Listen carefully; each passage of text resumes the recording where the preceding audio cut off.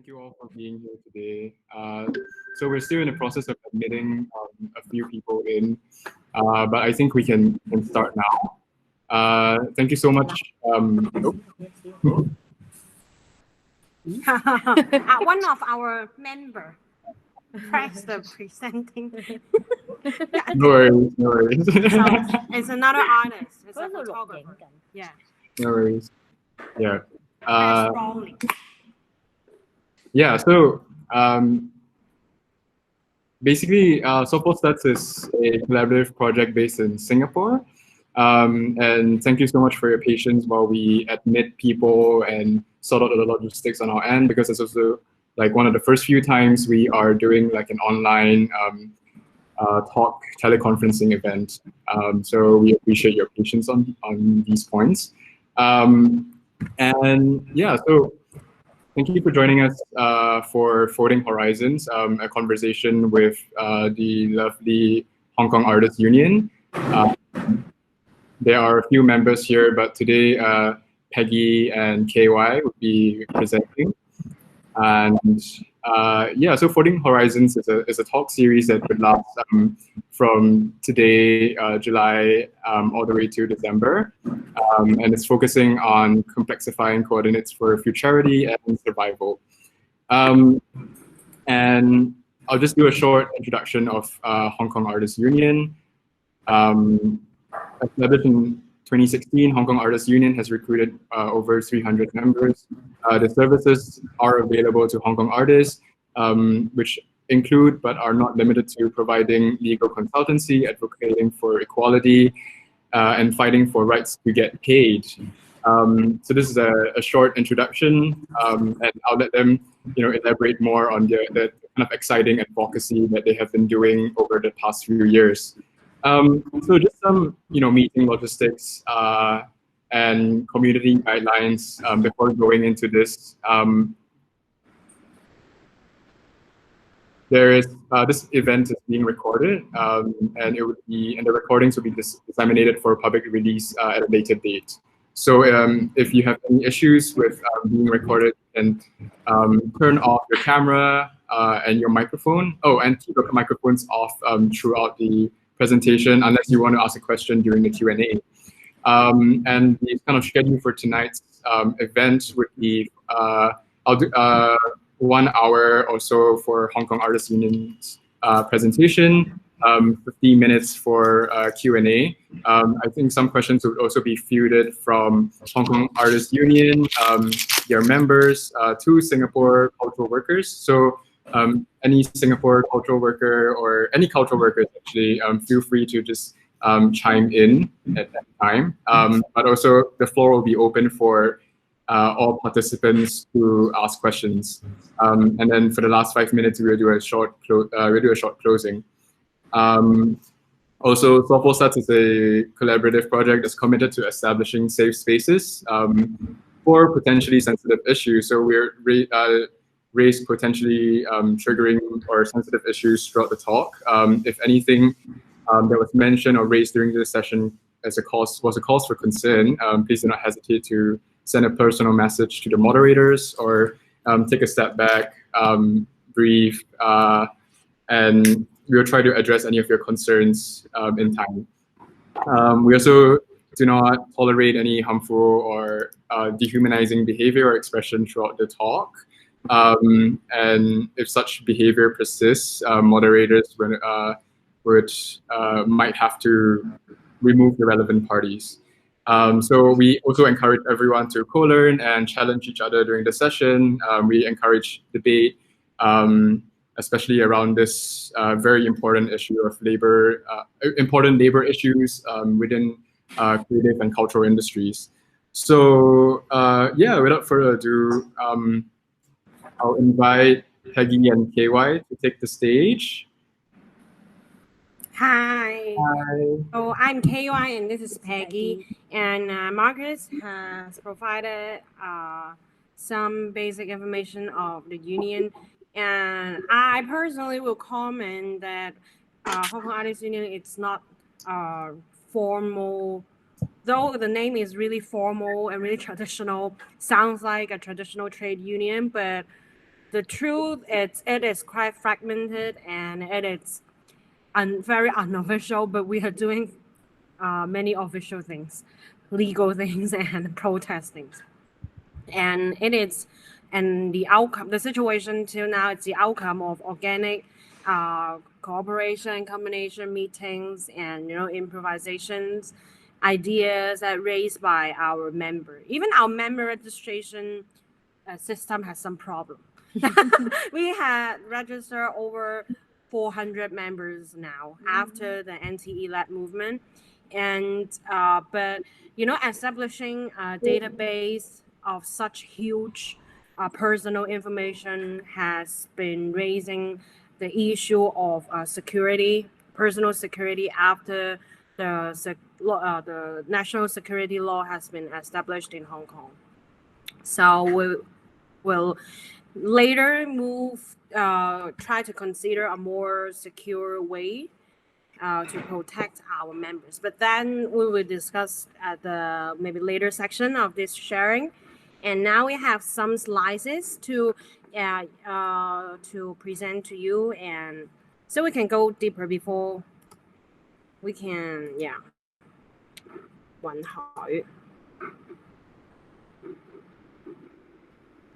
Is it good? So and as Marcus mentioned, that we established for almost 4 years now, till today, August. Till this year, August, it will be 4 years. And then until January in 2020, we have been over 400 members, and we have more than 40 core members. But the number is really flexible because we only created some chat group and WhatsApp group and Telegram group for communications and some sudden meetings. If there's incident happens that we need to respond immediately, then we will set up a meeting immediately. So core members mean those who are actively involved in the group chat, that giving opinions, and some of the members are taking actions, practical actions, and some are doing writings. We'll talk about how our job distribution later. And then the third point is the round table instead of committee, that we do not have an committee till this moment, which is a must under the union registration law in Hong Kong. But then we didn't really come up a solution of how to form a committee, because I don't think people in the group, I personally think that they're comfortable with now as a round table, that everyone share the same freedom of speech in the group, and then no one can have very total power to make decisions on behalf of the union. Everything must go through discussions, and that is quite an interesting point, and we'll talk about later.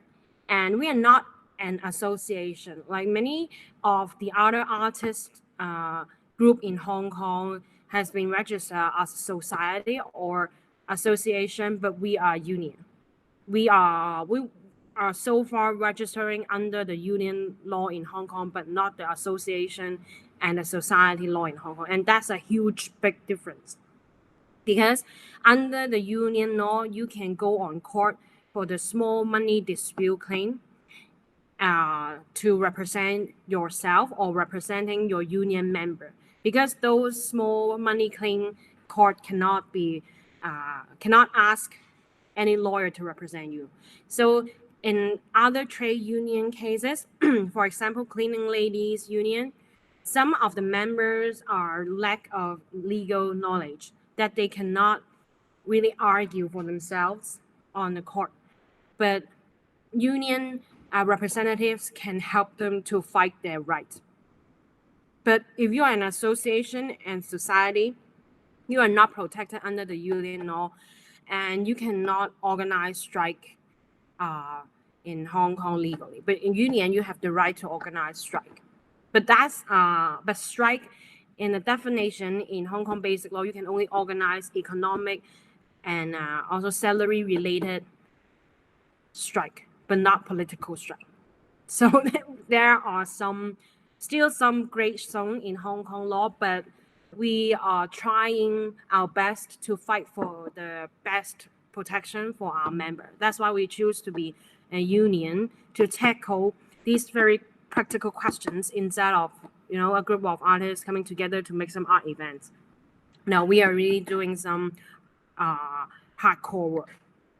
And then since then, we are the first artist union that's established in Hong Kong. We try to build a global union connection because artist union is not a new thing in many countries and many cities. For example, Berlin and some group that has similar features or functions like union, for example, wage in New York, and also SMART in EU, and also some other artist group in different countries that if we connected together, when we do exhibitions around the world at different countries, our member can seek help from different unions accordingly.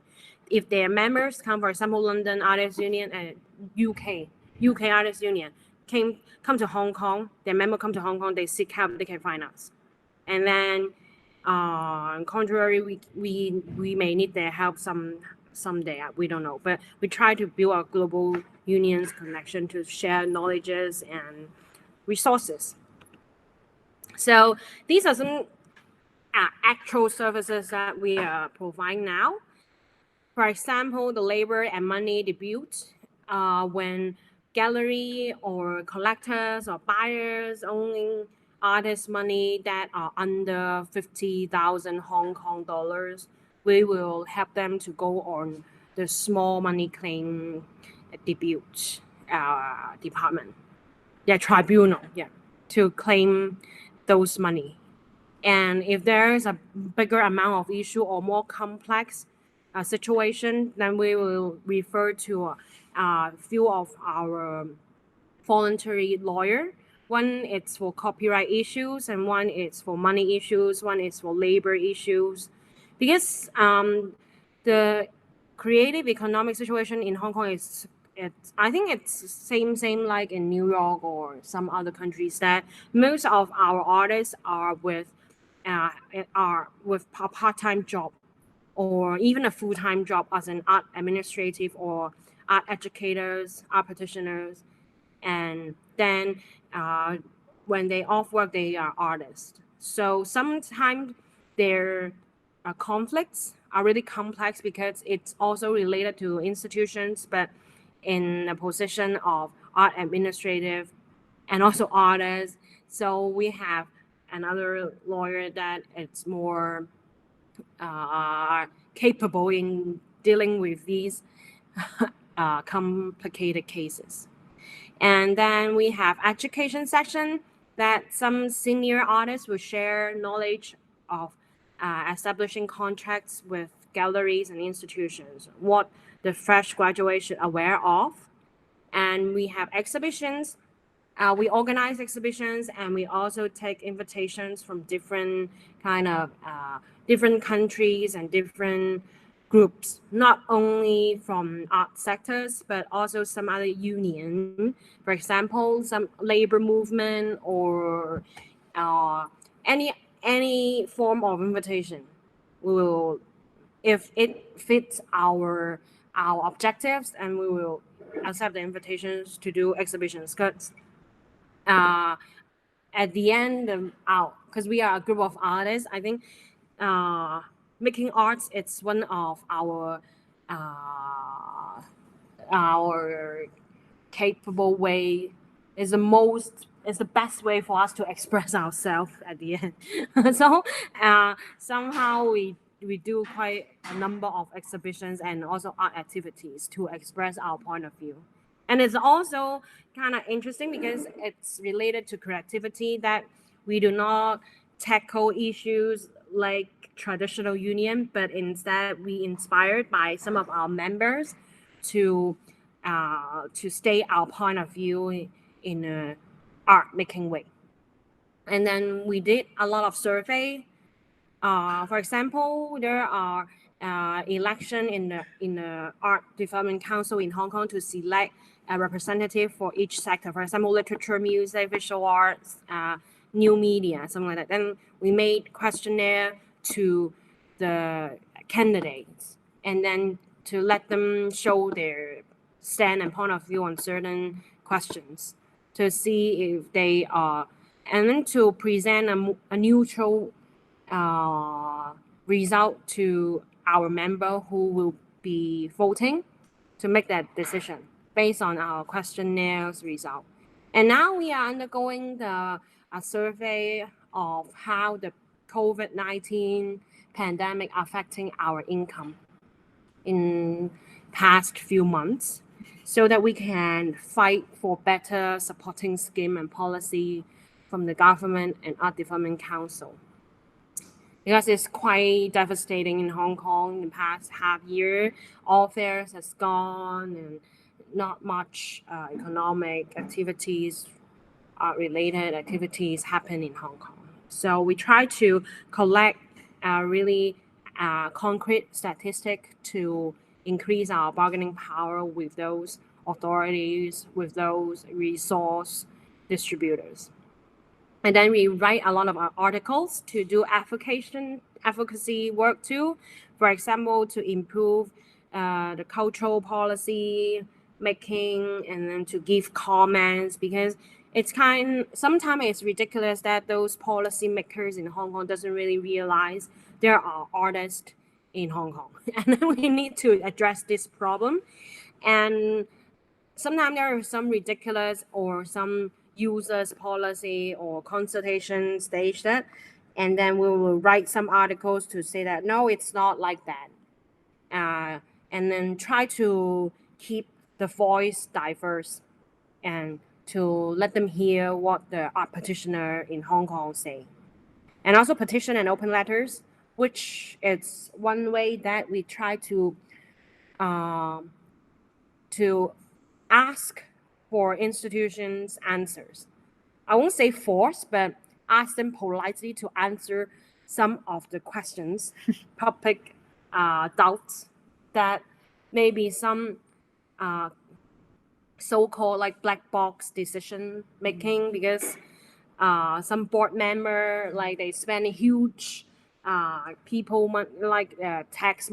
taxpayer money to buy very expensive art. Then we will question why. And yeah, there's many of these kind of situations that we want answers, so we will write open letter to ask for answers.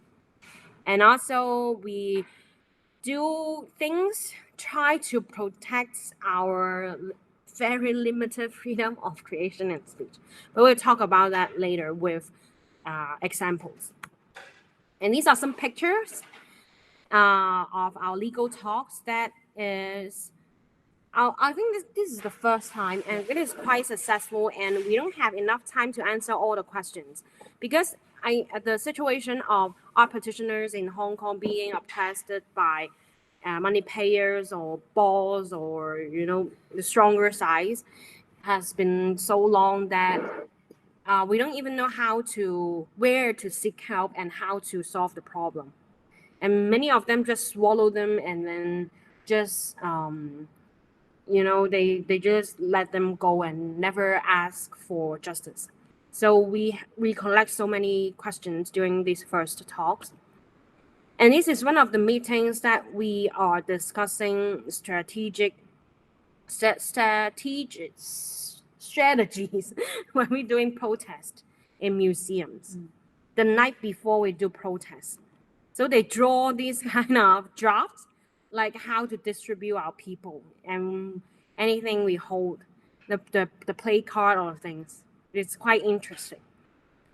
And so this is the outcome of the meetings, that how the performing artists execute their protest plan after the meetings.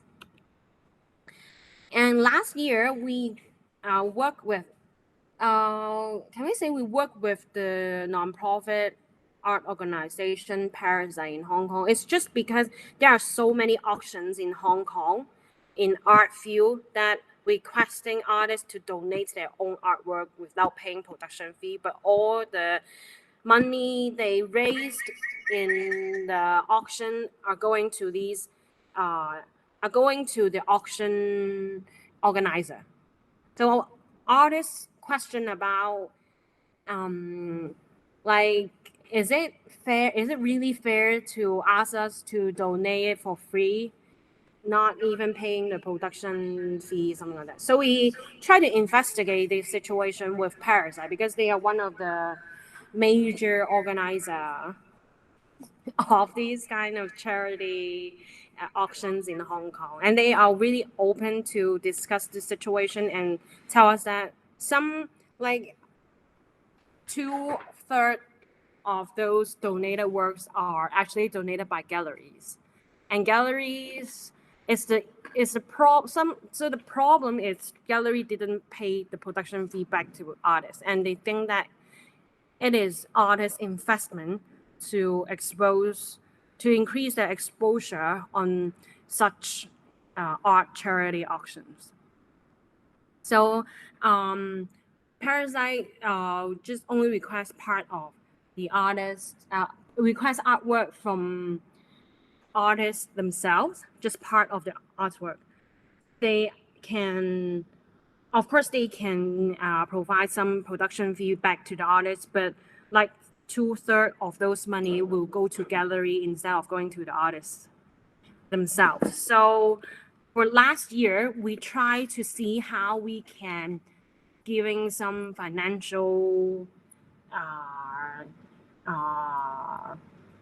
like a gesture, even a gesture, it's good to those artists. So we try to and finally we come up with the expansion of artist insurance coverage. Like the artists, it's protect the artists who donated artwork for the Parasite auction are also covered under their employee insurance plan, that you can dental and medical, so you can enjoy free medical and dental services within a certain period of time if you donated work to Parasite, and of course if you work with Parasite in their exhibitions. But these also arouse another discussion about, is artist an employee of an art institutions, or you are a service provider, or you're, artist is not a job. We have so many discussion about, it's artist a job, something like that. But anyway,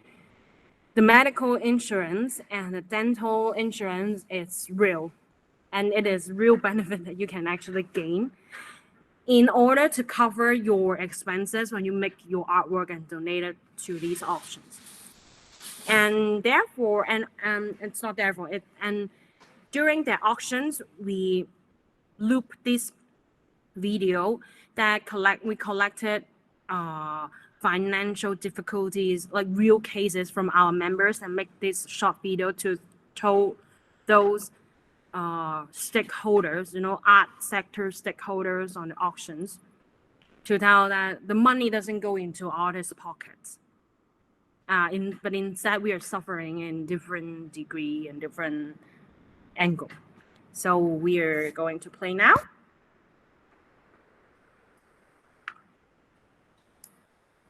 Phok喺個 inbox 嚟。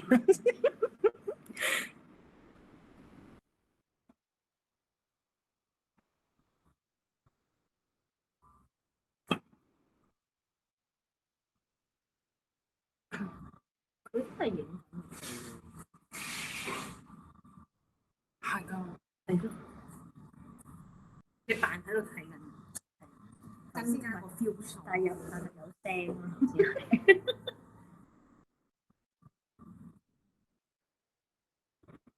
你都可以試。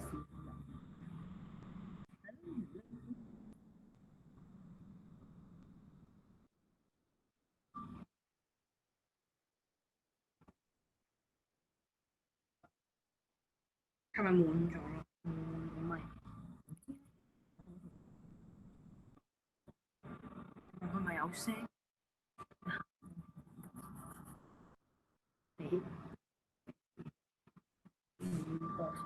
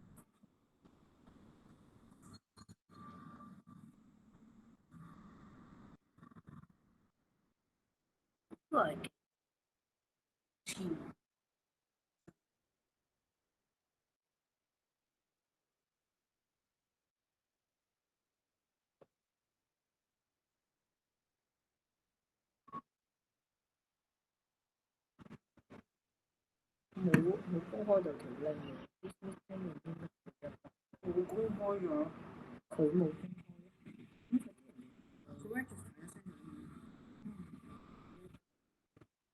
我哋而家公開咗條 link，就俾香港人。你媽媽轉嘅，因為條漏線。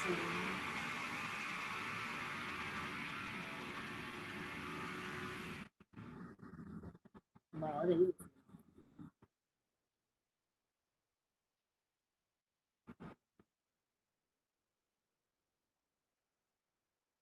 跟住你整條片，整完條片你講啦，係咪啊？我話你整完，我話跟住你整呢條，唔係啊，好順㗎，我影啲相俾我喺深水埗影啲相俾我。哦，啲嘢係真係 collect 翻嚟，跟住 Michael translate 嗰個用英文。好有心機，好易做，最易做嗰啲。係咩？咁都要時間慢慢撈條片啊。唔係我剪嘅，係 Ocean 剪嘅。係咯。我去 copy and paste 啲 comment 俾 Michael 譯㗎。Michael 譯咁譯係譯咩？佢英文譯英文，我口語講俾佢聽。哦，咁犀利啊！佢啲中文進步咗咁多。解釋佢聽啫嘛。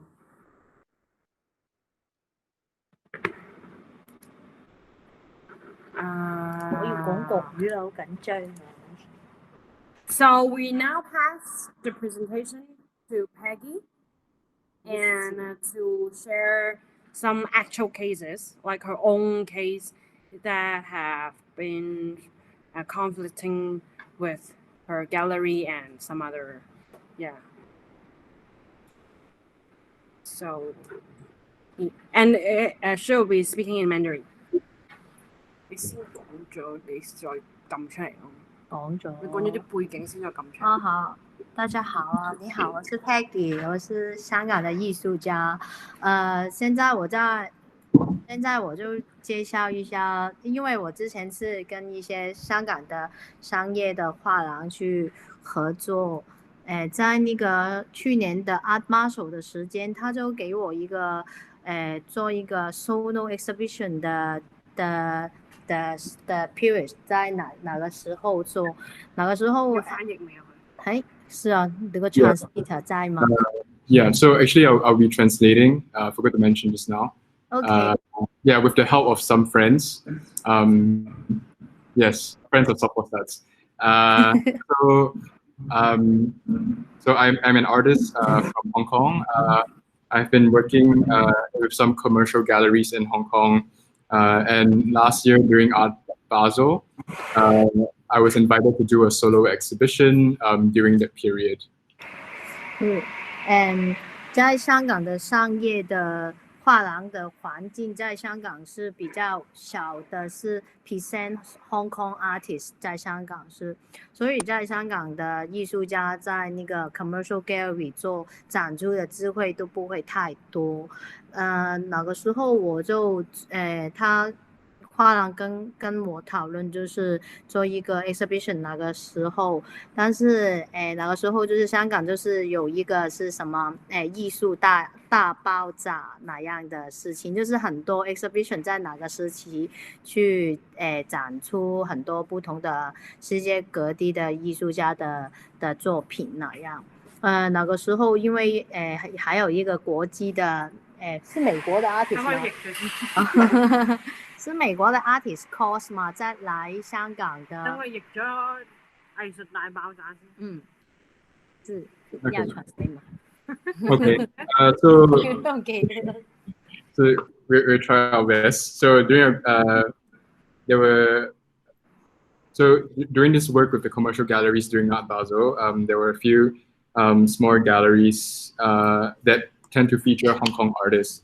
And Hong Kong, the small galleries tend to have lesser resources, and few of these galleries also, lesser of these galleries also present local artists, and the opportunities are quite limited to present. So she was in discussion with her gallerists, and during this Art Basel period, there's something called an art explosion, which showcases work from artists from all over the world. And they invited Carl, who is an American artist.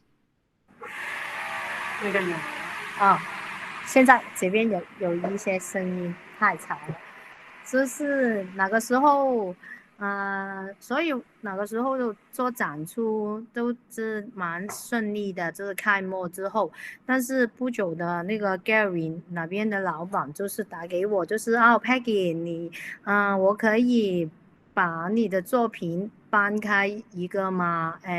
我想，卖一些 figure。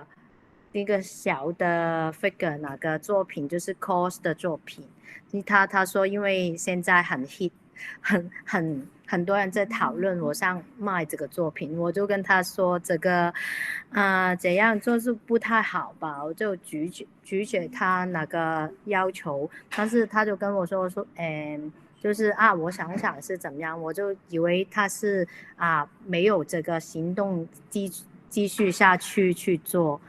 但是，没多久，那个 Gary 的 manager 就是打给我，就是 Peggy 是你就问我，就是你要答应他这个要求吗？就是展出其他artist 的作品在你的 solo exhibition 里边，我就说我没有答应啊，他就这样，没有问我的意见之下，就是搬开我的作品收起来。之后我就不知道怎么办了，因为就好像你没有跟我说，就把我的作品拿走了。还有跟这个画廊合作之前，还有一些作品就是放在他那边去传放，就是有一个收藏家来看，就是买给他，但是他就把我的作品就留了很久，有一些好像都是卖出去，但是他没有给钱，没有把钱给我那样，就是很多很奇怪的合作的事情。就是想不通，我就是想不通，就是怎么办？怎么跟他说？但是跟他说，他也是可以啊，就放在我这边，有人来卖的时候就可以跟他，给他看。所以你一直放在这里，但是没有什么 contract， 没有，什么 agreement， 什么也没有，文件也没有，就放在他那边。就是我觉得都这样都不是太 security。没有太多保障给那个 artist. Right. So basically, so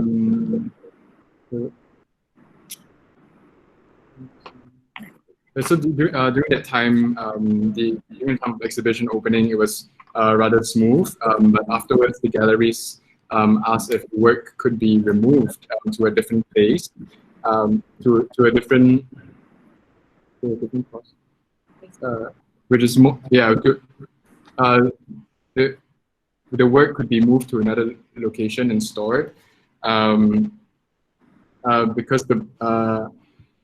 because they wanted to sell figures of the American artist Carl's. Because at the time, during the art explosion, the artists and the works were very hot, or hit, sorry. And Peggy mentioned that it was not too good, and she laid out some conditions at first.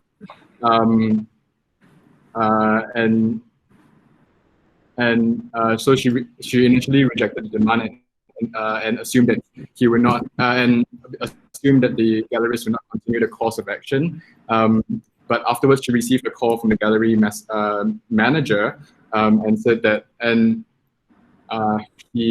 to ask if she agreed, but she didn't. But she said that she didn't ask for. She wasn't asked about her opinion, and she doesn't know how where to move her works. And it turned out that ultimately the gallery has already removed the artwork without Peggy's permission, and some of the works were also placed to this aside for a long time. Some were bought, but no payment were received, or the delivery took very long. And the galleries would just keep saying that their work to be kept with them without any sort of contract or agreement or any protection or security for the artist. Yeah, so there was no sense of security at all from her work as an artist throughout this entire experience.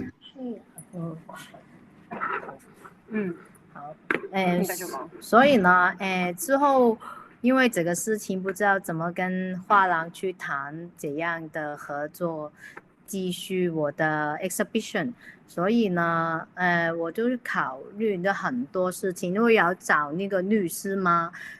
还是找那个什么，报警去取回我的作品啊，我的钱呢，还是怎么样？就是想了很多方法去怎么样去处理这个那个合作，但是因为都没有太多的文件的往来，所以呢，我就想艺术家应该用一个比较艺术的方式去给那个画廊去压力去处理这个问题，因为我都要求他你要把我的作品搬回来，不能这样做，也是这样跟他们的在画廊的 boss 去说这个事情，但是没有太多的回应啊，所以我就也不想是一个很不好的方式跟他们还是吵架那样去合作，所以我就跟他们说，我想在那个这个时间去做一个 performance， 就是有关我的作品，我就这样跟那个画廊那边说有一个事情，就是我就想就把我的作品呢就全都包起来。就是在哪个 solo exhibition 的时候，也是我一个抗议，就是他怎样对待不太尊重艺术家的展览的事情，所以我就做一个这样的一个performance， 就是现在是 share 吗？哦，可以 translate 了，我可以 share 那个。Yes. So during that time, when the situation happened, I considered many different ways on how to address the issue. So should I get a lawyer, or should I call the police? So we were trying to find different solutions, and also because there was not a lot of written agreement, and especially legal documentation for the artist on the artist side. And as an artist, I wanted to have a different artistic approach, different ways to handle the situation. And there were not a lot of replies from the gallerists as well in terms of emails. And after which I didn't want to argue back and forth with the gallerists. So eventually I told them I wanted to do a performance where I wrapped up the works as a form of resistance, as a statement against how artists are treated, especially artists are not given the respect that they deserve. 是，现在我就是收这一个 performance 的一些照片，就是哪个晚上，就是把我全个那个 gallery 里边的作品都用那个蓝色的胶膜就去包起来，就是有一些观众就在哪个晚上就是过来 gallery 去看着我包起我的作品，最后这个作品呢，gallery 过了2天，就是打电话给我，就是叫我Peggy 你要把你的作品拿走了，我不展出了。那个时候我就拒绝他的这个要求，我就说我的作品，我的展览，你看到哪天晚上都是3月25号，但是我的展览都是去到3月31号的吧。他2天之后就打给我去，要求我把作品拿走。但是我就拒绝，就是我说现在这个作品的状态也是我的作品的一部分，所以都要坚持。他之前跟我说的一个展览的时间就是到31号，所以那个展出的作品就是包起来，就是展出到最后1天之后，他就要我立刻就是把它搬走，所以那个时候我就放心了，因为我的作品就可以拿走了。那个时候也把之前放在他的很久的作品也把它搬回来，那个时候我就可以把我全部作品都搬回来，跟这个画廊的合作就到了那个时候就为止，都没有再合作了。之后还有，因为如果我是用一个很法律的方式去拿回我的作品啊，拿回我的钱还是什么的，应该要很长的时间才可以。还有他可以不理我，因为我要花钱去找律师啊，还是什么要处理这个情况，所以之后因为我就把这个 performance 的事情就放在那个网络上边，就是有一些字节还是媒体都知道这个事情，他就我没有那个时候没有很明确说是我是什么事情，但是那个 media 那边就是就问我，就打电话给我问我，就是我就把事情就跟他们说，之后他们直接就去找那个画廊那边访问他们，是发生什么事情，对这个事情有什么回应哪样，就是给一个媒体的压力。还有我觉得是艺术家，因为在香港的跟商业的合作有一些不平等的一个情况比较多，因为他们都是说你是香港艺术家，也不是什么国际的艺术家，所以他们都有一些好像不太平等的方式就对待艺术家。但是我觉得要一个比较 professional 的方式去做那个艺术跟那个 career 去做的话，一定要更多的事情要注意，所以我觉得要发生比较多一点。所以那个时候我就做个这个行动，这个 performance 了。所以Marcus。 Yes. 可以。Yes. So these the images that were shown just now were images from the performance that I did in response to the gallery's actions on me. And I used blue cling wrap to wrap up my works, and people went online to see me execute the performance, for example, on Google Gallery. And the gallery called me a few days later, and the gallerist told me that I can bring back my works, because even though the exhibition was originally held between March 25th to March 31st, but 2 days later he told me that I can bring it back, and insisted on a shorter. However, I insisted on the duration that was initially agreed on, and told them that my artwork should remain wrapped till the 31st of March. And then when it ended, I took back my work, and including the old artwork. And at the time, I also felt secure after performing that action. After that, the galleries did not want to work with me again, because I performed this action I performed this action form of resistance, and it upset the gallery. And eventually, I put the entire process online, and some journalists got wind of the event and asked me what happened. And there was media, and for me, I chose this method because of the long process. I do not want to go through the long legal process of actually having to find lawyers and risk being ignored by the galleries consistently. So eventually, I used the path of media pressure and eventually journalists went to interview the gallerists.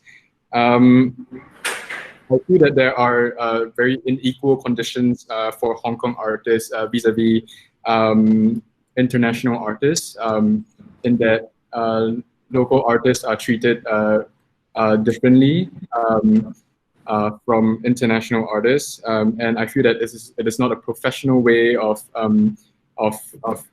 taking a path of supporting artists or being an artist that we Hong Kong artists need.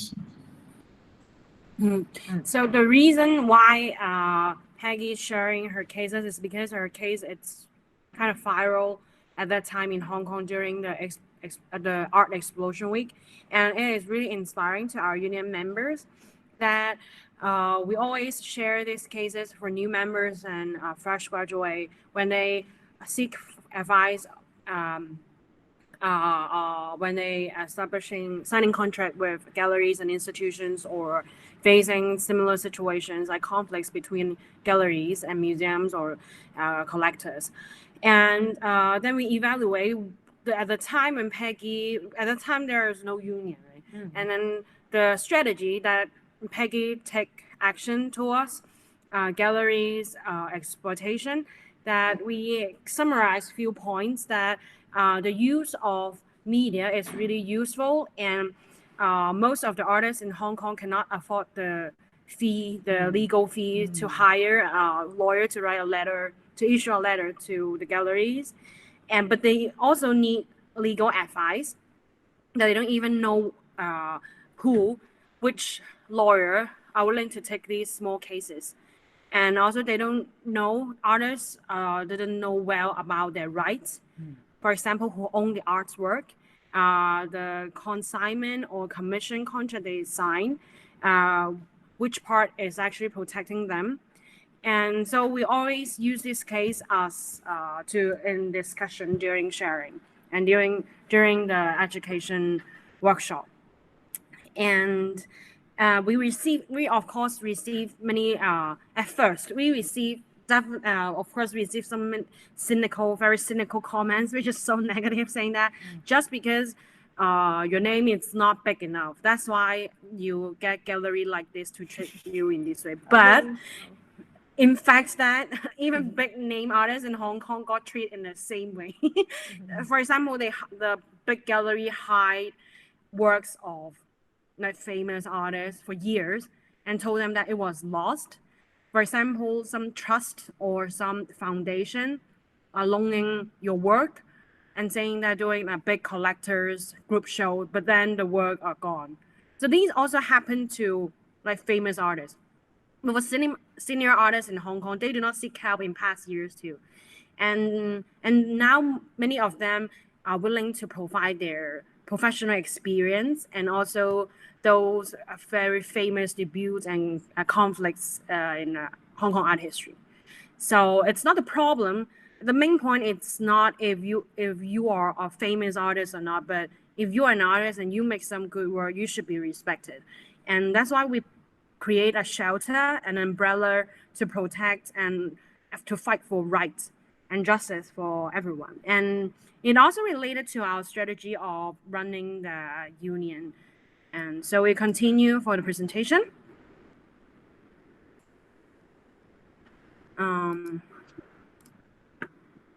So that's why we have the round table operation. We usually communicated with group chats and communication apps, especially during like really intense moment last year when we have some social movement. And then we receive case reports from inbox or emails. For example, media requests and also members requests or even non-members requests. We will copy and paste back to the group chat and discuss together and see how to reply and how to take action. And if core members are aware of some thing happen in the scene, then we'll bring the discussion back into the group too. And then they will generate creative ideas to tackle these issues. And our core members who are interested in those cases will then follow up, and then time by time they'll report or seek help in the group chat again. And then it's highly relied on trust of each of our members, that when some of them take the duty, then we won't, blame them, or we won't give really harsh comment. But we do have some monitoring members to give some really mean comments to keep the quality of our action, and also to monitor of our ethics and moral, values of our actions, because we always need to be very careful when we are handling, for example, gender issues, definition issues, for academic definition, for example, like what is artist and who can define what is artist, something like that. And so when we need more hands to help, then we could. And so there are, as for my observation, there are few teams in our core member group. Some artists are good at writing, but some of them good at Chinese, some of them good at English. Sometimes there are Japanese or German media requests, and we will seek help from these artists who know these certain languages. So there are a team of writing and translating. And then we have some research team and fact-checking team, that those members are really critical and they keep challenging every fact. So they are responsible to check when we before we're distributing any information. And then we have IT team who build websites and questionnaire and handling statistics, something like that. And then we have photography and video team. For example, we have a photographer here, South, and then he is a photographer artist, and some of them will take video during our actions and then share and do live recording. And sometimes we have a live discussion online, and then these artists will provide equipment and related techniques to help us to run the event. And then we have designing team, artists who are good at graphic design to create posters and Instagram graphics. And we have social media management. Few people are responsible for share art-related news on our Facebook page, and also some live story. And then we have PR team. I personally are the one who mostly handle PR requests. Some short questions I'll answer myself, but some long questions I'll bring back the question to the group, and then they help to answer. And then pitching team is, we have proposal of exhibitions or art event. Then we will be pitching different organizations or funds to make it happen. And then we have general support, is like we need hands, and then we need a head count, and we will ask people to come.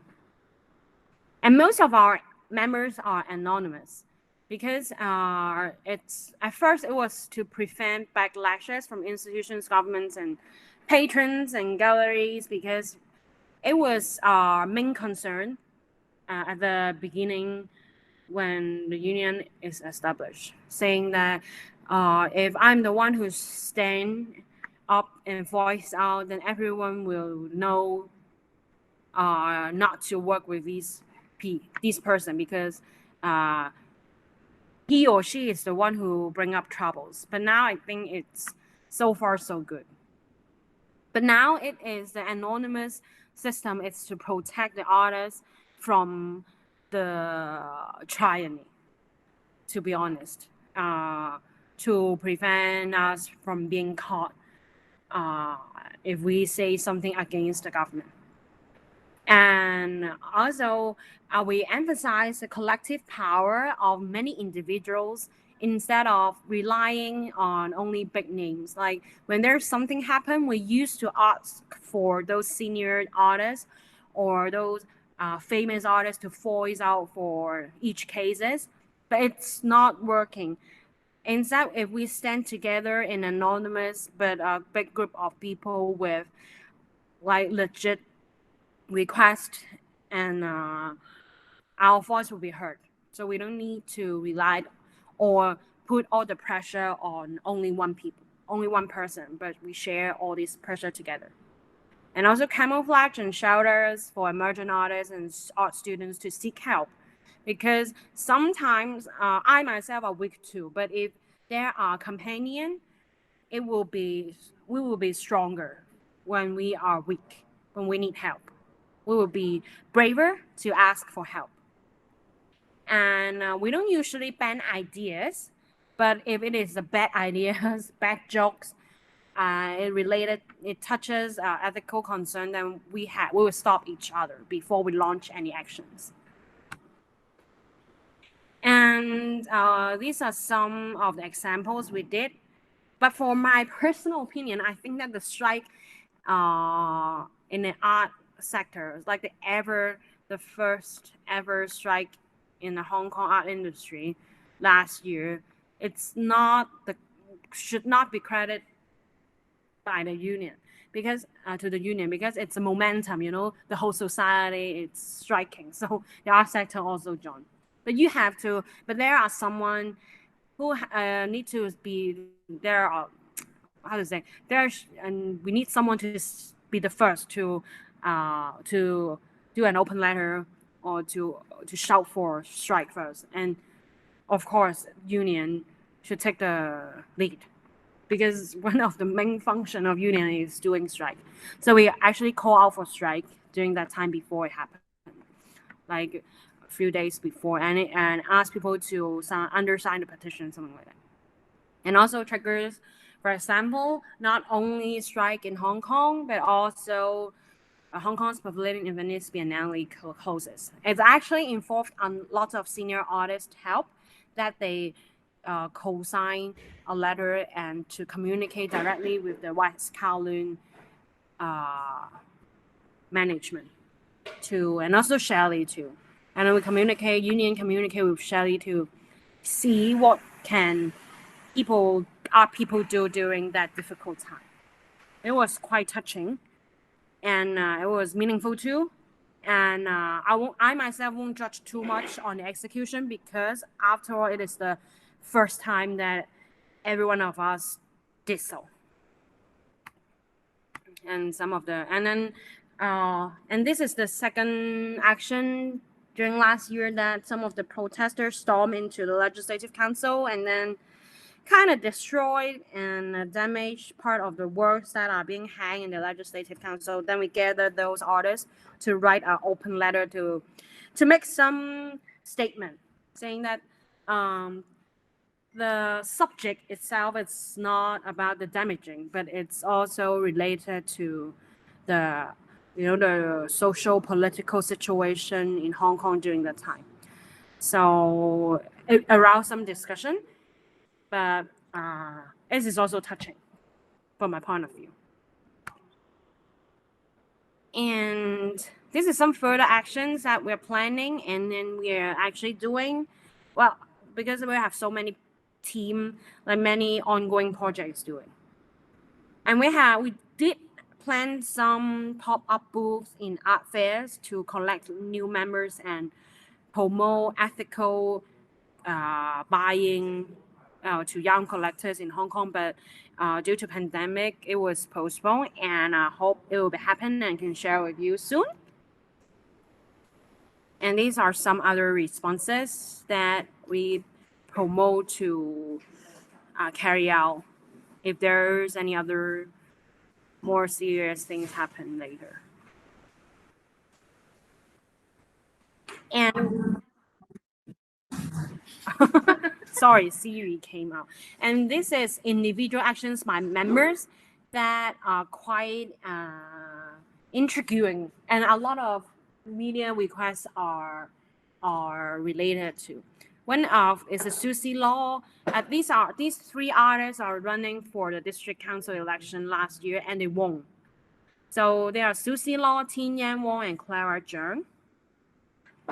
And this is an example of how artists directly engaged into the society and the politics. And they use their aesthetic knowledge to improve visual elements during the campaign, and also how to revitalize the community, how to bring in art, or how to use a creative perspective to tackle social issue. These are all artists, like full-time real artists. So this is really the first time they need to really rooted into the community, to the neighborhood, to serve people, to pump the pipe, to repair the electrical appliances for uncles. It's really interesting. And this is Clara. And Clara is also partner of Peggy for other artists collective. And we are now a group of artists, like some of the artists in artists union are grouping together to help these district councillors to organize some art activities in the community and try to turn into a new page rather than letting the taxpayer money to go back into those very pro-government way of old way of activities. But instead we can do something new. But it's also what the neighbor needs. Yeah. And then we're trying to establish our networking with the international more this few years, because I think this is the trend of the whole Hong Kong to connect with the world. For example, to joining conferences, panel discussion, and also, for example, lecture today. And we also have a team of academic researcher, and also teachers who submit papers for archiving what happened in Hong Kong, which we found that it is a hard work, but it's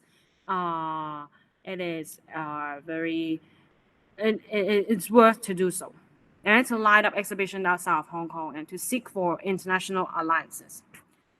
But at the end, and then we need to invite Peggy again, because one of our accents, it's leaderless. But even in organizing exhibitions, this is some of the group exhibitions we join together. We do not have a lead curator, but we curate together and to collect open call for artworks, and then to organize them together and then take parts. And then we do improvisation, like joining. Well, actually it was initiated by one of the artists, and we support them to do so.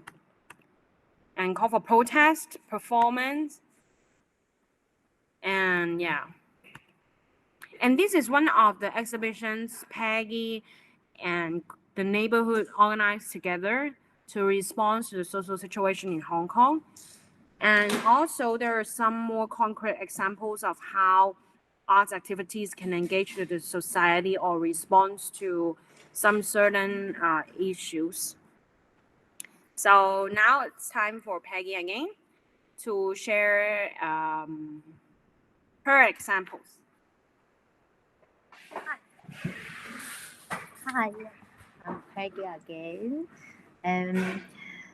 就是我有一些，因为大家，你等一下，大家可能都知道香港现在发生什么事情呢，所以我们在香港的艺术家都是想艺术可以跟那个社区可以做一些什么事情，好像艺术家是没有什么功能可以跟民众在一起在那个这个香港现在的运动下边可以做一些什么事情，所以我就在6月份的时候好像刚才KY 也是说那个 Kara 就是去那个选举去那个立法会里边去当那个议员，那个时候我们就在那个街头里边艺术家可以发生什么事情，就跟那个民众在一起在一起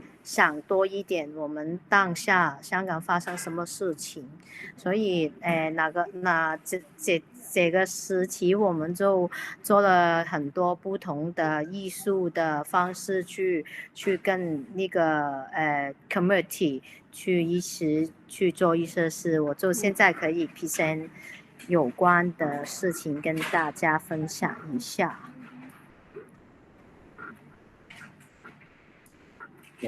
So I think we all know what's happening, the situation that's happening in Hong Kong right now. And artists in Hong Kong are always trying to think how can artists contribute to the community and also the movement as well, and what artists can do throughout in this movement. So in June, some artists were running for the district council elections to become members of the legislative committee, and we wanted to find ways to think about how artists could be with citizens and discuss what actually is happening in Hong Kong, and find artistic ways to engage with the community. 好像这一个像那个 project 就是我跟 Kara 跟那个 Frank 一起在那个街头里边，就是想那个街头就可以艺术可以在街头里边发生，所以我们就在那个在香港一个地方就是叫土画画，就是那个油塘艺术村附近那个社区里边，我们就3个人就在那个街头里边有一个写了一封信，里边就是邀请一些居民就去签名，之后他们签名那个信的内容就是有关是香港人的诉求，是给我们的特首就是 Carrie Lam， 就是我们就是写了之后收着之后，我们就把它寄出去他的办公室，就是哪一天2个小时，我们就收着呢200封的信件，就之后我们就立刻就是把它寄出去，就是这个 project 就是一人一信就寄给我们的特首。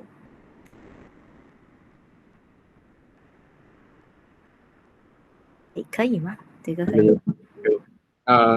So this project was done together with my friend Clara, who was also running for the district council elections, and this project took place on the street, and also as a way to show that art can happen on the street. It took place in To Kwa Wan, near Cattle Depot. We invited residents of the neighborhood to write letters and asked them to sign. And these letters contained demands from the movement, the Hong Kong movement, and they were sent to the chief executive of Hong Kong, Carrie Lam. And within 2 hours, we received 200 letters, and we subsequently mailed them out, one person to one letter, and it was mailed out immediately. 是在之后我也是继续在这个社区里面去跟那个其他人去做一些 project， 就是一个叫 We Collect 的 project， 那个 project 就是用那个头盔就是那个时候在香港是一个很敏感的一个object， 就是因为好像是因为 protest 的时候，就是我们都是要保护自己嘛，就是把它带出去，因为在那个游行的期间，那个警察那边都是我会发一些枪，就是催泪什么催泪弹怎么说？催泪弹 tear gas 就是 tear gas 那些东西，就是有一些人受伤，就是头部受伤啊，就是眼部受伤啊，或是哪样，所以都是每个人去游行的时候都会拿出去，但之后就是也就是政府都不给我们去带这些东西出去，所以之后有一些人呢，就是给了我们很多的头盔，就是想给一些年轻人就是保护自己，所以之后就是比较危险的一个 object， 就是之后我就把它拿回来，也不能给其他人，因为这个是一个犯法的事情吧，也现在也不决定是不是真的是犯法，但是那时候就是比较敏感。所以我就做了一个 project， 就是跟那个土瓜湾的居民一起做的，就是做那个展览，在那个油旁艺术村那边，就是拿一些这些头盔，但因为这些头盔已经是不能用，也不能带出去。所以呢，就是给民众去画一些他们表达他们内心的一些事情，因为那个时候香港的情况就是不太理想啊，就是有人去跳楼啊，有人去自杀，就是因为香港现在好像没有未来的是那个时候，所以都是给他们一些抒发他们对那个现在香港的情况的一些感受，就是用艺术的方式去表达出来。我也是想用艺术的方式，因为是我的艺术的，我觉得是每个人都可以参与下去，也可以做一些事情去表达他内心的感受，所以做的这个展览就是还有一个 workshop， 就是给他们一起去做，所以也不是只是在那个土瓜湾的居民，也是 welcome 全部人去做这个事情，就是所以这个展览都是蛮成功，就是很多人都是到了那个艺术村里边去参加那个开幕的时候，也是他们每个人就是戴上那个头盔去表达我们的抗议，我们对这个事情的一些想法，一些表达那样。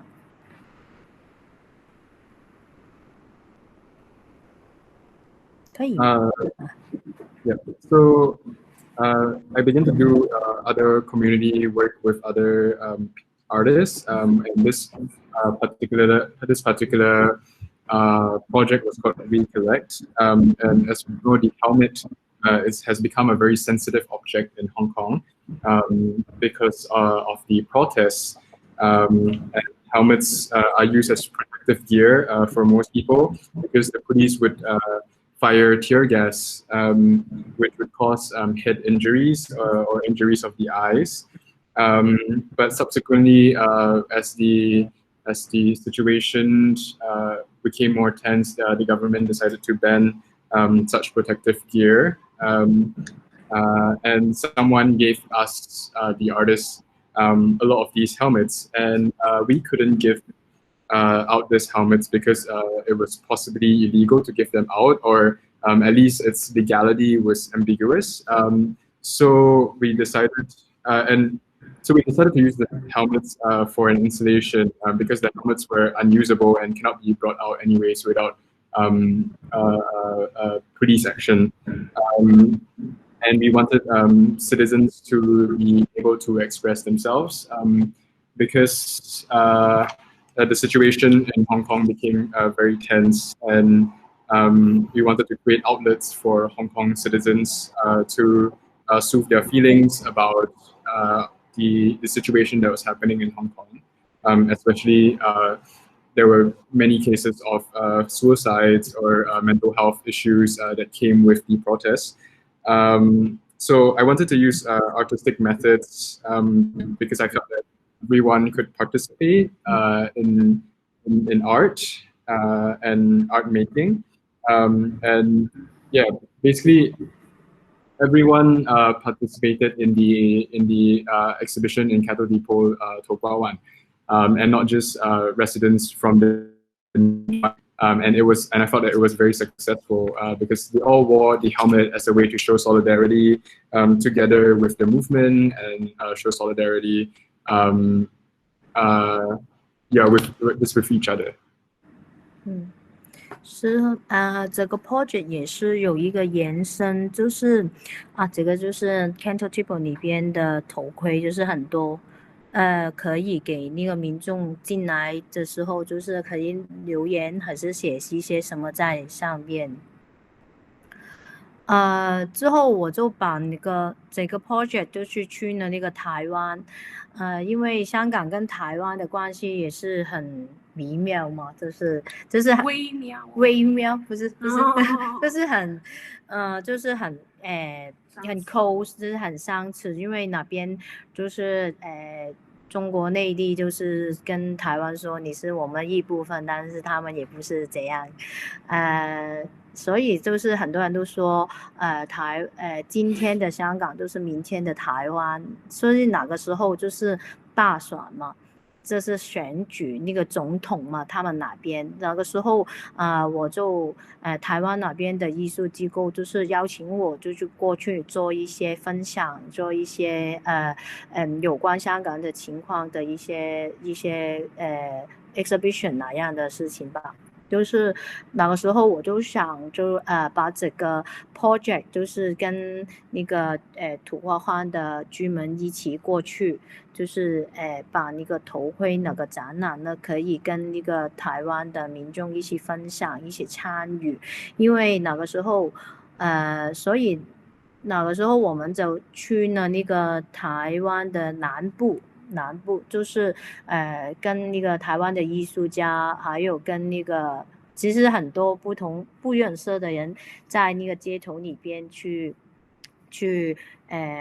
表达这个有关香港的事情，所以呢艺术家跟土瓜湾的居民，我就跟他们一起在那个台南的一个火车站那个外边就把那个头盔带到哪去，就跟那个台湾的民众去聊天，去画画，去说一些有关我们的心情，还是香港的情况。台湾很多人都是很想了解多一点，现在是发生什么事情，我们面对是什么问题那样，就是跟我们讨论，在那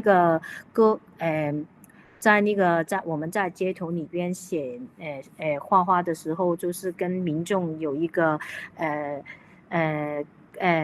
交流那样，所以也是一个不错的一个方式，跟那个民众用艺术的方式去交流。还有发现去了哪边，就是发现原来哪边也是有很多住在台湾的香港人，他们也是很关心现在的情况，也会走过来跟我们聊天。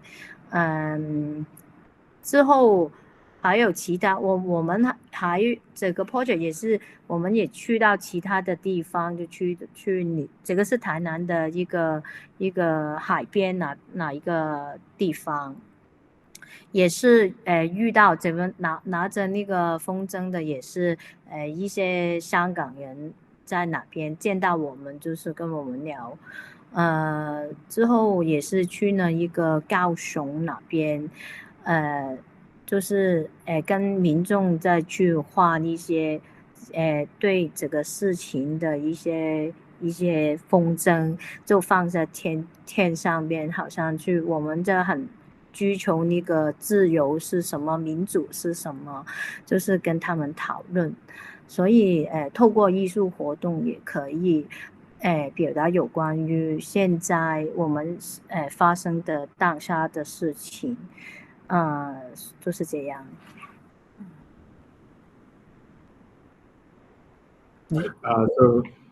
So the WeConnect project, WeCollect project, sorry, also had an extension, which is an installation that was held in Cattle Depot, where audiences could write messages on the helmets, residents, and audiences. Subsequently, we moved this project to Taiwan because, as some of us might know, Hong Kong has a close relationship with Taiwan. As the saying goes, today's Hong Kong is tomorrow's Taiwan. And in our institution in Taiwan invited me over to speak and discuss the issues that were happening in Hong Kong. And this coincided with during their presidential elections last year. So we went to, so I shared this project that involved the residents in Toba One WeCollect, and I wanted people in Taiwan to participate. So we set up an installation in South Taiwan, Tainan, and we set up an installation outside a train station where we could engage with the Taiwanese residents over there. We found that a lot of Taiwanese people actually wanted to understand better what the situation in Hong Kong, and we had a lot of interactions with the residents, and we also found that there were lots of Hong Kongers already residing in Tainan, and they were very concerned about the situation as well, and they came to interact with us naturally. And then there was a beach in Tainan. So this is an image of us holding kites that shows slogans from the Hong Kong movement. Then we also did these projects in other places. For example, in Kaohsiung, where we drew this similar slogans onto the kites, also to express the desire or to ask what is it to pursue democracy or freedom, and basically essentially using art as a means of expression to address these difficult questions.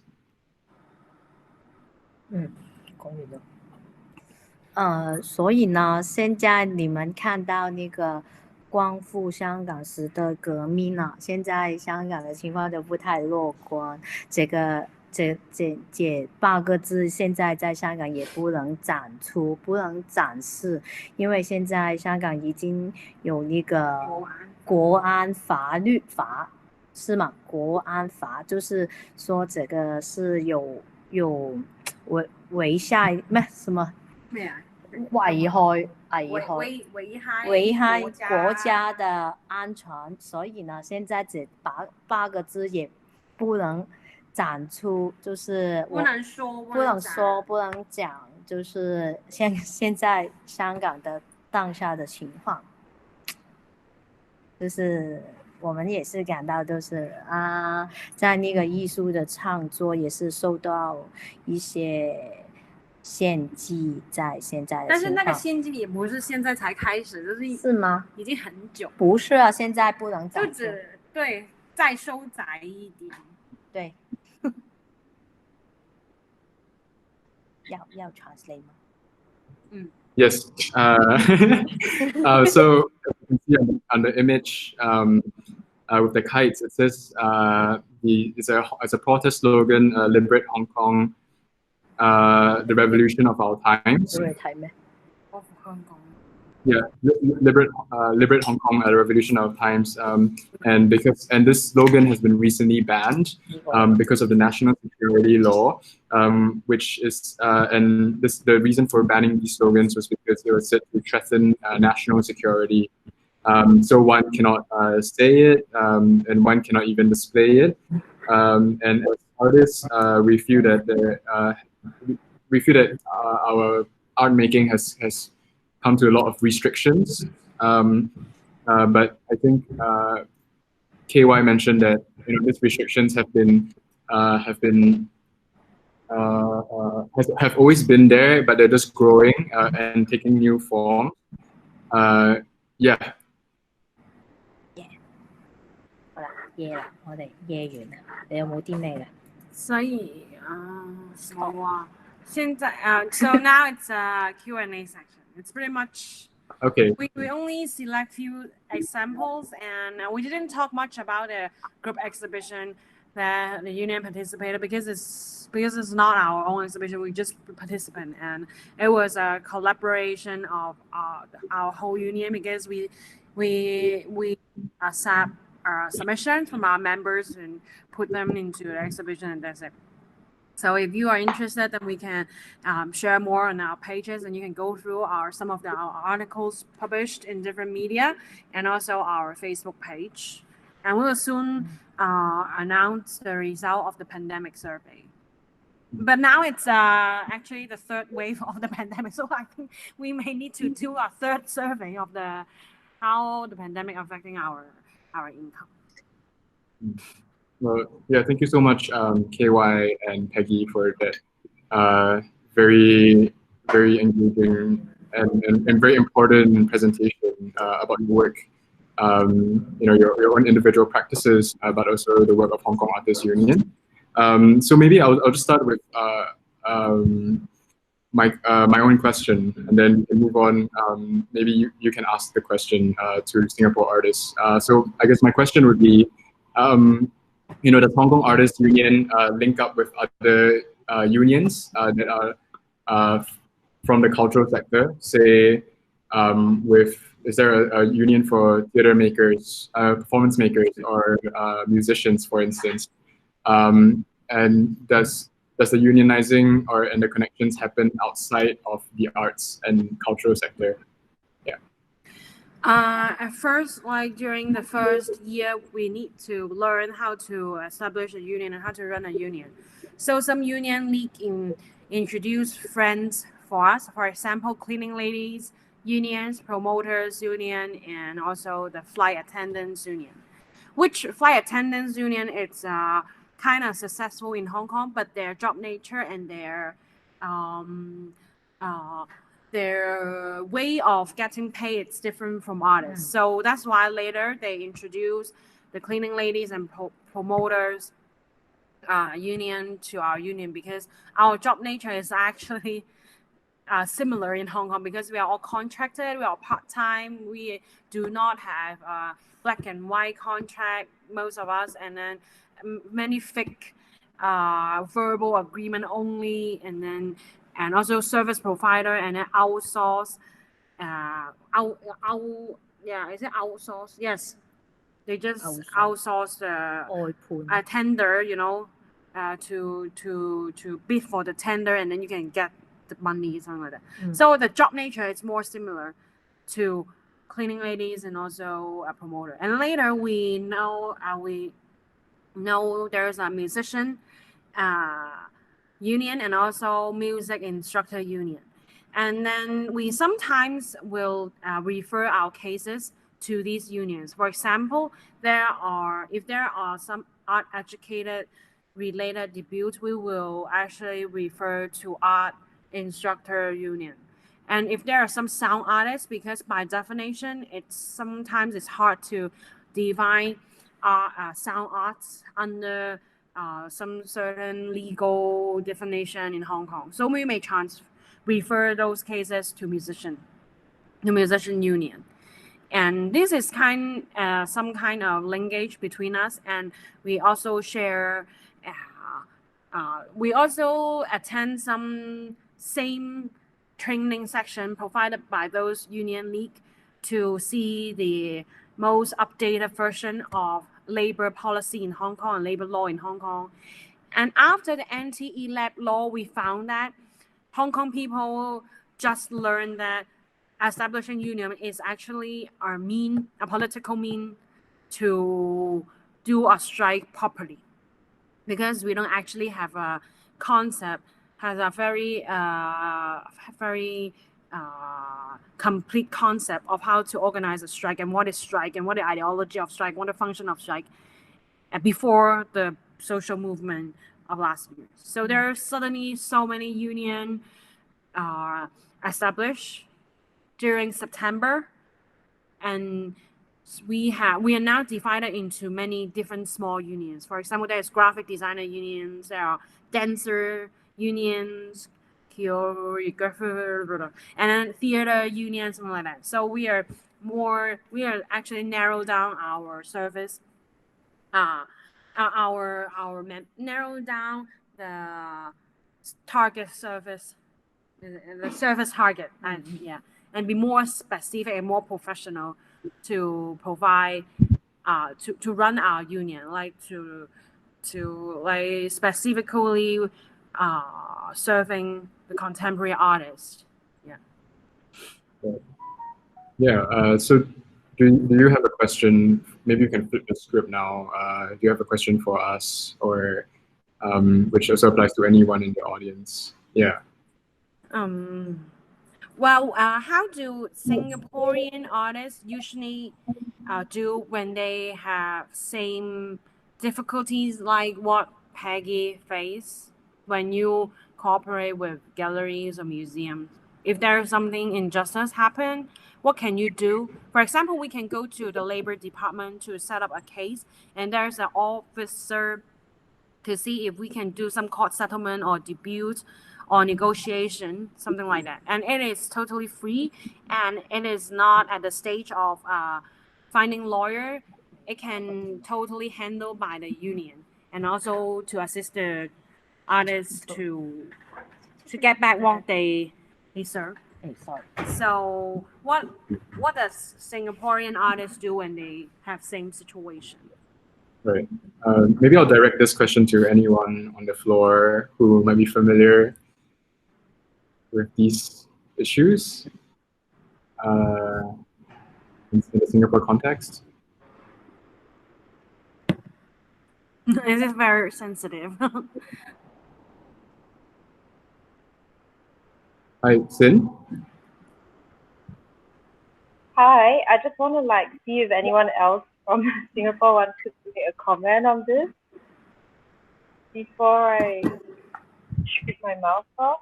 Go for it. Yeah, okay. So in my own experience and as far as my own knowledge goes, we don't actually have that kind of union or resource.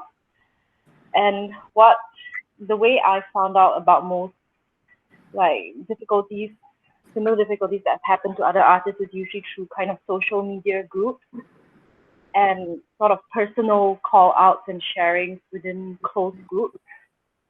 And as far as I know, this is how we usually do it. Sort of say, hey, this happened to me, and the level of anonymity is up to the person who shares. So sometimes people actually name the gallery or the place or the person, but I guess other times they don't name, because I feel like, for us, I think this anonymity thing is it's still kind of it's sort of difficult, and I have a feeling that I don't get the sense that most people I know would feel free to name someone directly. Everything seems to happen in private conversations, and if you post something publicly, it becomes a big deal for various kinds of problems. So I'm thinking a lot about this from the side of our Arts Council. They sometimes organize things like legal advice workshops and other various kinds of workshops to try and help the arts community. But it's not so much in the sense that they will help you resolve the problem. It's more like they organize sessions with professionals who are supposed to give advice on various matters, but you still need to apply it yourself and figure out if you can use it. So in a sense, it's quite detached from a direct organization where we can get help or support for these things. It's still very much a social network community, and I feel that we still have a long way to go in in like being direct and being able to just be maybe honest to a certain extent, and maybe have less fear about professional repercussions. Still have a long way to go, I think. Yeah. Well, I think one of the triggering point that why we come together to form a union is because we found that gossiping it's not helping to solve the real problem. So we somehow learn how to solve this problem from other unions. For example, it's actually easy. It's a very simple conflict or dispute, but we artists never think to seek help as other unions do.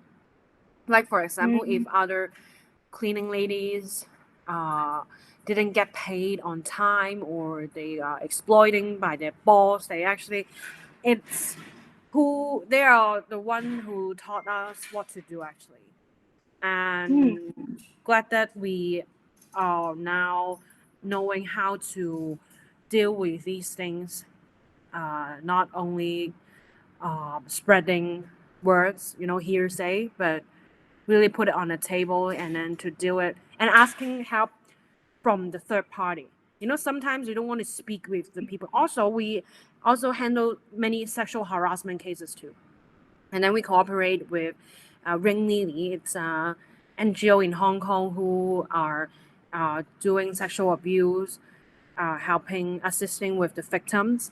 And then we're actually doing few cases, especially when there are so many openings and parties and drinking occasions during fair time in Hong Kong. And then there are so many sexual harassment cases. Then we know that we need to treat them officially. And then we seek help from the third party. And that is pretty useful. And people will know that it is real because we need to find someone to stick with them. And then they know it's not only about gossiping. You need to pay with the consequences after you're exploiting others. That's really some really great advice. I feel like we have to somehow or the other find a way for ourselves to kind of activate this next stage of action. But I have one question, which is how do you deal with like the difficulty when, let's say, it's people within circles, people within the union with like who are involved in these situations, for example, like exploitation or harassment. When it's people who are also part of the team, how do you deal with that difficulty? Like, or someone with close ties, let's say, maybe the person that is being called out as a powerful predator, or someone with close ties that directly affect the career and the well-being of other members. How do you get around that obstacle? How do you? We have a case. I remember there's a case of a curator, which is also friends of many of our members. That the curator owned the money even after 2 years the exhibition finished, and then the group of artists seek help to the union, and then we respect the curator, and then we think that it may be financial difficulties of him, and then so after discussion we send some good friends of him to really very heart-to-heart conversation. I don't know, just open up and speak with him, and then try to set a plan to see how to resolve this, like how to pay back, even monthly, or make some agreement, like black and white. And then sometimes, and in my observation, I think most of the time it's not only about logics and not only about justice, but it's also about the emotional management of those people involved. Because because we are all human with flesh, with emotions, the relationships, it's complicated. And especially in Hong Kong, the art circle is so small. We are co-working with each other that we don't want to destroy our relationship. We don't want to unfriend anyone. So most of the time we will negotiate and leveraging and then do some lobbying work by conversation only. And not until the moment that we cannot, it is so serious that we need to find someone help. Then we find the third party. So it is not the victim who dealing with the predators directly, but the third party. And then if it really goes into the legal process, they should not be contacting each other.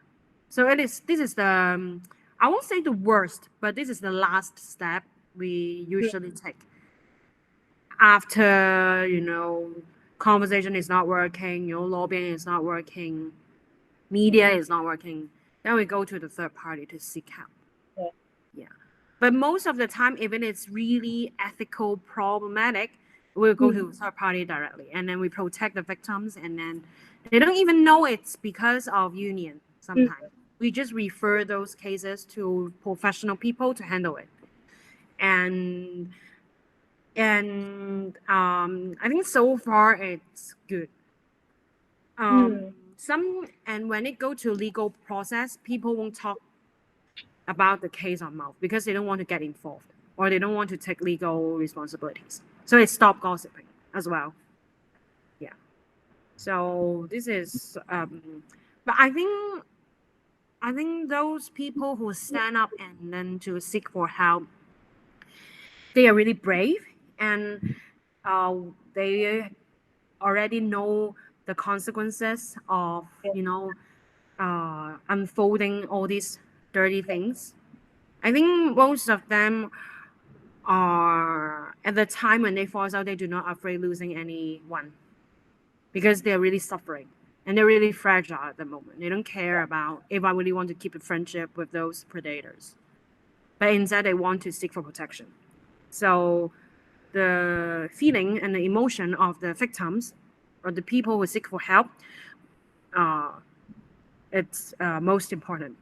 But as I said, we have a team of fact-checking and researching.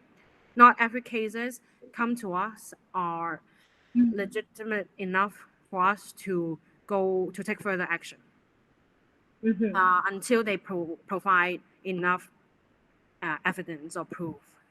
So we won't accuse wrongly to those in this kind of lobbying. So, yeah.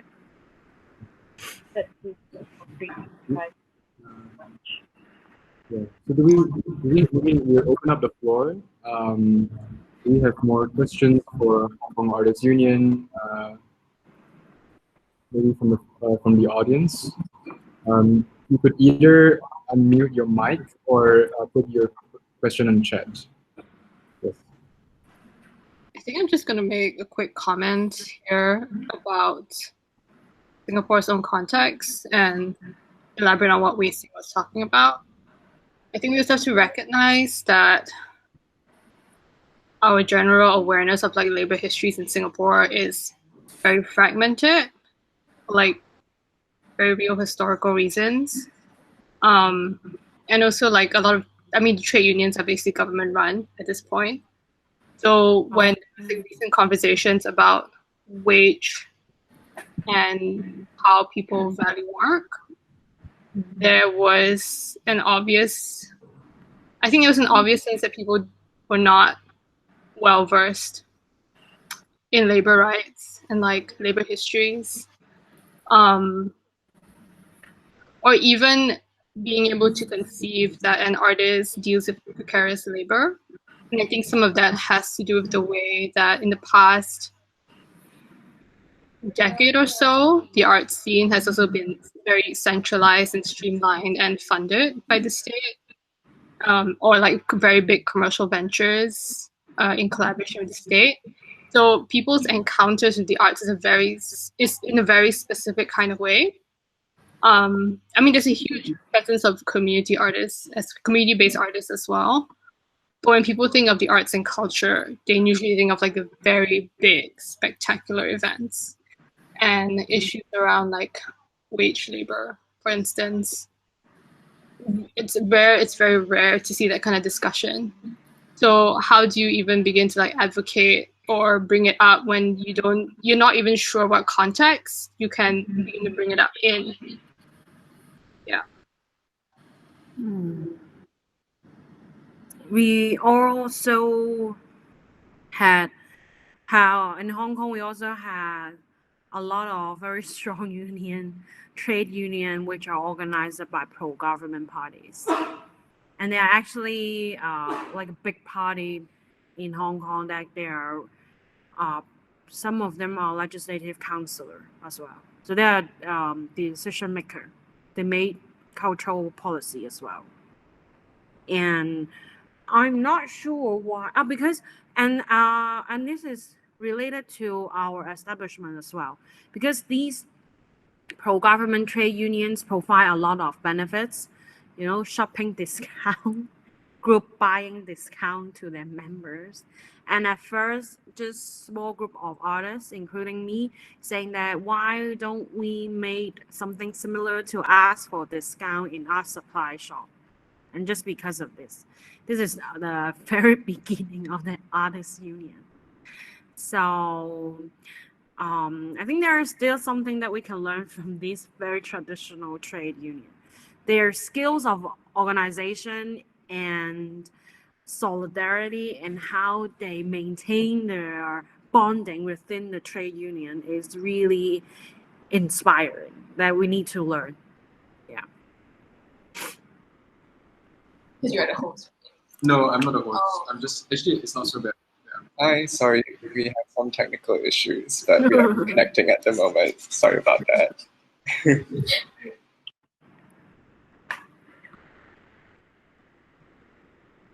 Oh, and we have another. We didn't talk much about the freedom of speech during this section, but because it's relatively sensitive. But many of our very brave members that made a statement on various press, international press, and some of them wrote some really good article, very inspiring, that you can go search for it. Just Google our name and then national security law or NT11, then you will find some of our members' statement and you can know more about it. And we had another question from our members. So because Singapore is also described as the international art hub in the past few years, still now, and very cynical laughing. And how does it affect the local art scene? Because in Hong Kong we have so many discussions and then many people comparing Singapore and Hong Kong, and especially the discussion came back after the national security law established. They think that some of the commercial activities will move to Singapore, not in Hong Kong. Yeah. So, any comments on this? I think, first of all, what does it mean to be an international arts hub? How does that category encompass, let's say, the entirety of the art scene in any one place? For example, the international art circuit we know can be quite removed from local scenes, or they can be entangled in very specific ways. I think we have to realize that the way the international art scene is entangled in Singapore is highly institutional. In terms of commercial presence, I wouldn't say it's as strong as Hong Kong historically. If you want to talk about collector base, Singapore's collector base is like this. It's like you have a very small set of like regular buyers. I don't know whether that has changed the past couple of years, especially with the changes in the art fair ecosystem in Singapore after ArtStage folded very dramatically, but also predictably, to be very honest. I think you see, especially in the next coming documenta, a lot of the people involved in selecting the curators for that are currently working in Singapore. So it's definitely a point of like convergence, and Singapore has always been the gateway drug to Southeast Asia. So there is no doubt a lot of like capital there. And if there's anything that's in Singapore's favor, it is in general like its ability to remain geopolitically diplomatic, a lot of capital, and general stability. Again, it goes back to, I guess, what your friends are asking. Are they asking about like a rich ecosystem, or are they asking about the presence of an international art scene, which are not exactly the same thing? Yeah, thank you, Luca. Sorry, outside we disconnected for a bit. Maybe we have time for 1 or 2 more questions because it's currently 10:30, 10:27. Sorry. So, are there any other questions from the floor? Yeah. Yes. Yeah. Hi. Hi. I have a question for Hong Kong Artists Union. I think I missed the introduction, so I missed their names. Firstly, thank you for conducting this in English, so it's helpful for at least for me to understand what's going on. And I wish I had come across this Hong Kong Artists Union 4 years ago, because I had a kind of a question related to an artwork, which I at that moment in time I did not know who to approach. But maybe I'll connect with them after this talk. The question right now is that with the national security law, I think that's a more pressing issue than the COVID-19. I think world over. The question is about all the artworks that are in public domain currently, especially because China says that this law will be retroactive. So that means even if you've done some work, let's say a year ago, and it still kind of goes against their policy, then you're still liable for action, legal action. And so what happens to all the work that is already in public domain?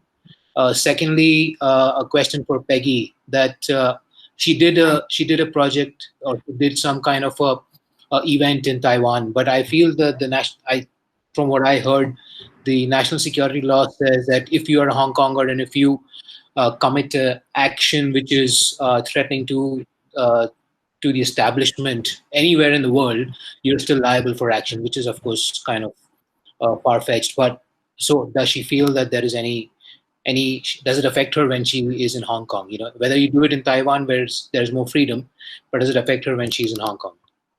So it's a 2-part question. The first is public domain, all the work that is in public domain. For example, I've done some work related to the protest which is already in public domain. So what happens about that? Do I have to rescind it? Do I have to pull it back? Or can I leave it as it is? And the second is for Peggy. Yeah. 應該點答佢咧？佢話應該點？我揾翻先。揾翻咩？嚇！你講你驚唔驚俾人捉啊？台灣？在台湾的时候，我是有一些民众也反对香港，这我们是做这个事情，但是在我们做这个事情的时候，因为是透过一个台湾的organisation 去邀请我们去，我们也是有问他们一个 advice， 就是有关我们做这个事情在台湾，是不是一些犯法还是什么？但是他们也是说在台湾是安全的，就是做自己的活动，做自己的表达也是可以的。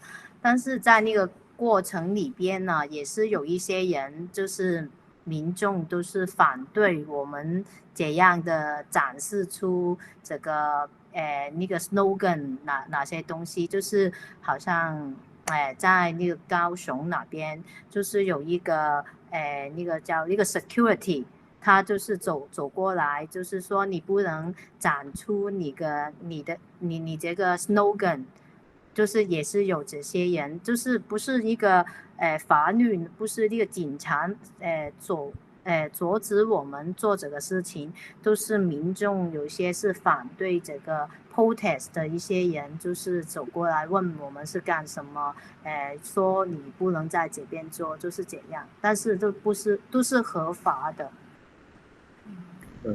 So I'll do a short translation. When I was in Taiwan, there were also some residents that opposed my project there.